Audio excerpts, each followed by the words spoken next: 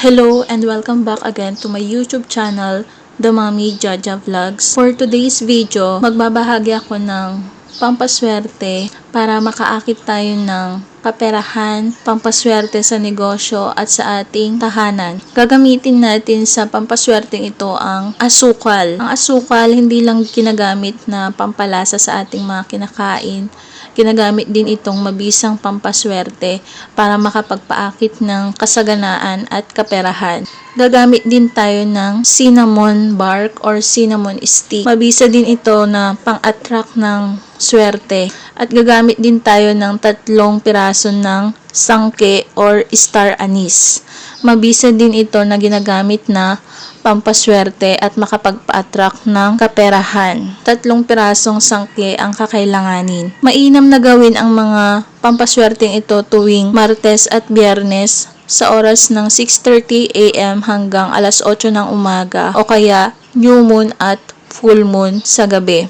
Ang pamamaraan ng paggawa ng pampaswerteng ito ay ilagay ang asukal sa babasagin na baso or garapon o mangkok at itusok ang cinnamon bark at ilagay ang 3 pirasong star anise. Ilagay lamang ang pampaswerteng ito sa inyong altar o sa inyong mga negosyo para mas lalong makapag-akit ng kaswertehan at kasaganahan at kaperahan. Lalo na kung kayo ay nangangailangan ng agarang solusyon sa pera, pambayad ng utang, pambili ng mga pagkain, mainam na gawin na pampaswerte itong asukal. At ibilad lamang ito sa sinag ng araw ng 30 minutes para ma-activate ang kanyang energy.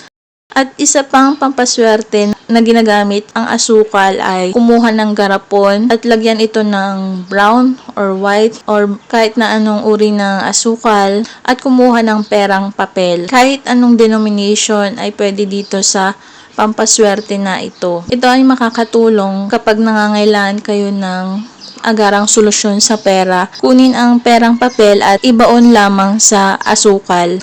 Ang paggawa nito ay dapat meron kang lubos na paniniwala at positibo kang tao. Alisin mo na ang mga negative na naiisip para gumana ang pampaswerteng ginagawa. Punuin lamang ang garapon. Kailangan maibaon ng todo ang pera.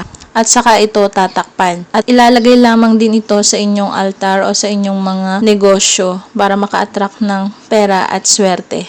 Ibilad lamang ito sa sinag ng araw ng 30 minutes para ma-activate at ma-energize at gumana at maging successful ang inyong ginagawang pampaswerte. Mainam itong gawin para maka-attract kaagad ng pera, lalo na kung kayo ay nangangailangan ng pera. Mainam itong gawing pampaswerte. At tandaan, kapag meron ng dumating na pera, palitan na ito at gumawa ulit sa susunod na full moon or tuwing Martes at Biyernes. At yun lamang po ang pampaswerte na ginamit ang asukal. Tandaan, ang mga pampaswerteng ito ay magsisilbing gabay lamang. Tanging ang pagsumikap, ang sipag at tiyaga, pagkilos, pagtrabaho at pagdiskarte sa buhay ang makakatulong sa atin para tayo ay umunlad.